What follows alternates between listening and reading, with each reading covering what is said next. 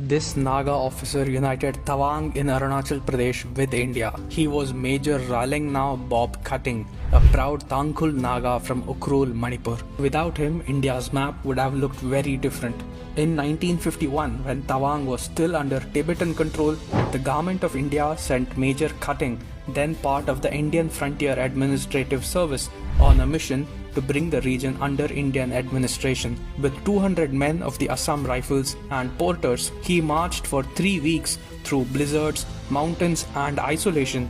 No roads, no radios, no backup. When he reached Tawang, he met the Tibetan Dzongpens and Buddhist monks, assuring them that India respected their land and faith, but that Tawang was now a part of India. On 14 February 1951, Major KHATHING hoisted the Indian tricolor in Tawang without firing a single bullet.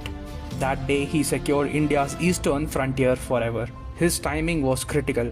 China had just taken over Tibet. If KHATHING hadn't acted when he did, Tawang and today's Arunachal Pradesh might have slipped away into Chinese hands. History may have forgotten him, but Tawang is a part of India because of Major Ralengnau BOB KHATHING.